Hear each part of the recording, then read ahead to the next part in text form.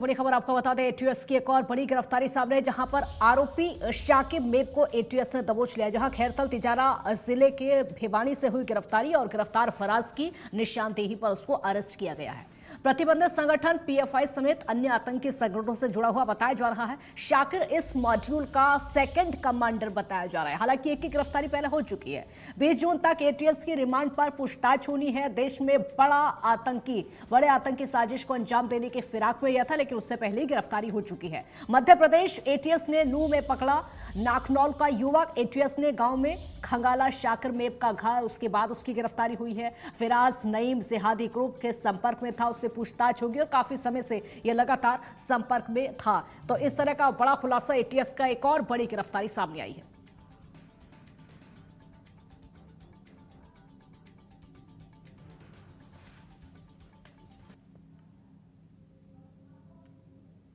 किसी आतंकी घटना को देने की फिराक में थे आरोपी शाकिर मेब को एटीएस ने दबोच लिया है। भिवाड़ी का ये पूरा मामला, पहले उसके घर के बारे में तलाशी ली गई। एटीएस ने गांव को खंगाला, पूरे गांव में जाकर उसके घर के बारे में पता लगाया, तब जाकर शाकिर तक पूरी एटीएस की टीम वहां पर पहुंचती है। आखिरकार ये गिरफ्तारी हो जाती है और अब जाकर पता चलता है कि देश में किसी बड़ी आतंकी साजिश को अंजाम देने की फिराक में ये था। हालांकि ये कोई पहला मामला नहीं है, इसके साथ में कई और, सिर्फ शाकिर अकेला नहीं है, शाकिर मेब सिर्फ नहीं है, इसके अलावा कई और साथी हैं जो कि इस पूरे जिहाद में शामिल थे, इस पूरे नेटवर्क में शामिल थे। हालांकि अब पता लगाने की कोशिश की जा रही है कि कहां से इनके तार जुड़े हो सकते हैं, कहां कहां तक ये जानकारी पहुंचाया करते थे, कहां से इनका पूरा जिहाद चल रहा था। क्या कोई भारत में बड़ी आतंकी साजिश को अंजाम देने की फिराक में थे? पीएफआई समेत अन्य आतंकी संगठन फिलहाल तो बताए जा रहे हैं, यानी कई आतंकी संगठनों के संपर्क में ये बताए जा रहे हैं। शाकिर भी कई आतंकी संगठनों के संपर्क में था, इसके अन्य साथी भी बताए जा रहे हैं।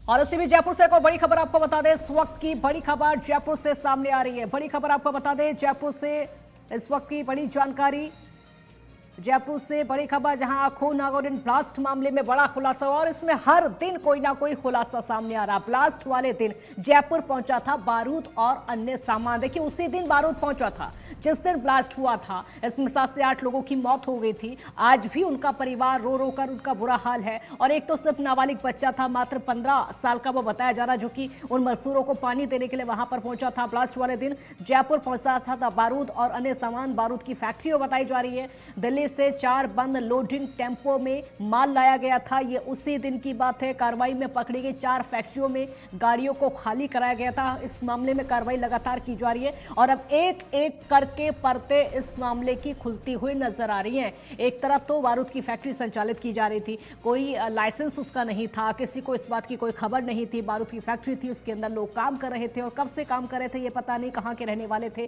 काफी दूर दूर के वो लोग रहने वाले थे। 7 से 8 लोगों की इसमें मौत भी हुई है। देखिए, सामान उतारने के बाद टेम्पो तुरंत दिल्ली के लिए वहां से रवाना हो गया था। ये जानकारी सामने आ रही है। पटाखों की नलकियों के कार्टन भी फिरोज की फैक्ट्री में पहुंचाए गए थे। सबसे कम बारूद फिरोज की फैक्ट्री में उतारे जाने की जानकारी अब तक सामने आ रही है। फिरोज की फैक्ट्री में बारूद के 25 कट्टे उतारे गए थे, उनको फैक्ट्री के अंदर पहुंचाया। 4 वाहनों को फिरोज अपनी कार से एस्कॉर्ट करता था, 4 वाहनों को। रजाउल्ला हमारे साथ जुड़े हैं और ज्यादा जानकारी के लिए। रजाब, एक एक करके खबरें निकलकर सामने आ रही है। देखिए, जिस दिन ये ब्लास्ट हुआ था उसी दिन वहां पर बारूद भी पहुंचा था।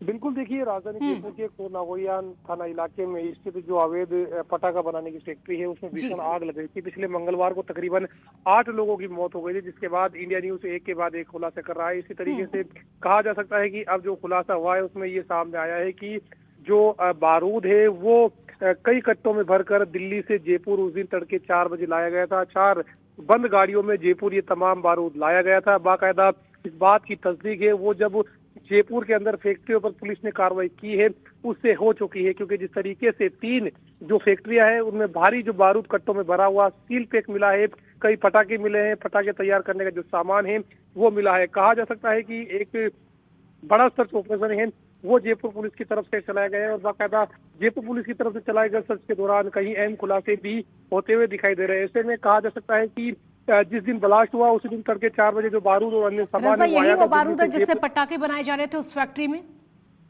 बिल्कुल देखिए, यही हाँ। वो बारूद है जिससे ये पटाखे बनाए जा रहे थे। और बड़ी बात ये कि सबसे कम बारूद फिरोज की फैक्ट्री में उतारा गया था। जिस फैक्ट्री में ये पूरा ब्लास्ट हुआ था उसके अंदर हुआ था। इसके अलावा वसीम की 2 फैक्ट्रियों में 2 गाड़ियां उतरी थी जिनके अंदर से जो सामान है वो उतरा था। उसके अलावा एक जो दाऊद नगर में फैक्ट्री है अकील की, उसके अंदर भी जो सामान है वो उतरा था।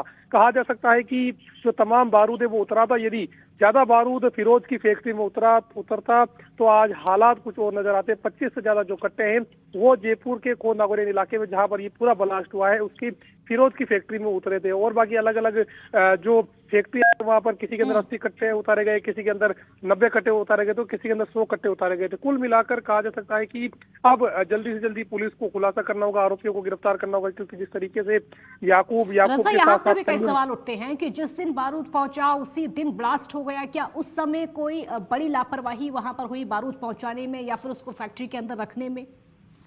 बिल्कुल देखिए, लापरवाही तो यहाँ पर साफ तौर पर दिखाई दे रही है। अब लापरवाही किस स्तर पर रही है ये तो जब आरोपी पकड़े जाएंगे उसके बाद ही खुलासा हो पाएगा। लेकिन जिस तरीके से खो नागौरियान एसएचओ की बात की जाए, वो इस पूरे मामले को लेकर जी तोड़ मेहनत कर रहे हैं। लगातार इलाके में 22-22 घंटे सर्च चलाया जा रहा है, डोर टू डोर सर्वे किया जा रहा है। कई जो फैक्ट्रियां है उनको यहाँ पर चिन्हित किया जा रहा है। फिलहाल कहा जा सकता है कि जिस तरीके से बड़ी और कार्रवाई की गई, एक सलमान नाम के युवक को पूरे मामले में गिरफ्तार किया जा चुका है, जिसने जो हाजी कयूम और हाजी जो याकूब है उनको यहाँ पर भगाने में मदद की थी। उनको जाकर इस तमाम इंफॉर्मेशन से अवगत कराया था कि तुम्हारे जो फैक्ट्री है उस पर आग लग गई, और वहां से दिल्ली की बस में बिठाया था। तो कुल मिलाकर कहा जा सकता है कि अब याकूब और जो कयूम और याकूब है उनको पकड़ने के बाद में अब आगे किस तरीके से रहेगा, फिलहाल ये वक्त बताएगा। जी रज़ा, एक और सवाल है, क्योंकि फैक्ट्री थी जयपुर में, जयपुर से तो आरोपी मिले ही हैं और बारूद गया था दिल्ली से, यानी उसके तार दिल्ली तक जुड़े हुए हैं। यहाँ तक पता था उस फैक्ट्री के बारे में? बिल्कुल देखिए, हाँ, भले ही लाइसेंस नहीं था लेकिन पता दूर दूर तक था।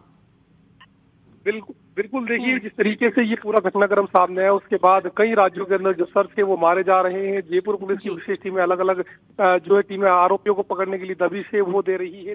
अलग अलग आरोपियों की बात की जाए, जिनमें जैसे कयूम की बात की जाए या फिर वसीम की बात की जाए, फिरोज की बात की जाए, इन तमाम लोगों को लेकर जो है पुलिस अलग अलग इलाकों में छापे मारती हुई नजर आ रही है। याकूब, अयूब, फिरोज, अकील, आदिल, वसीम, साजिदा बेगम, इन तमाम के खिलाफ मुकदमे दर्ज हो चुके हैं और अलग अलग इलाकों में ताबड़तोड़ कार्रवाई को अंजाम दिया जा रहा है। फिलहाल पुलिस कब तक इस पूरे मामले को लेकर आगे आने वाले दिनों में कार्रवाई करती है, देखने वाली बात होगी। जी बिल्कुल, बहुत शुक्रिया रज़ा आपका इस पूरी जानकारी के लिए। अब देखना होगा पुलिस कब तक और इस मामले का खुलासा करती है, क्योंकि अभी तो कई अन्य की गिरफ्तारी होना बाकी है। तार दूर दूर तक जुड़े हो सकते हैं, सिर्फ जयपुर तक मामला सीमित नहीं है।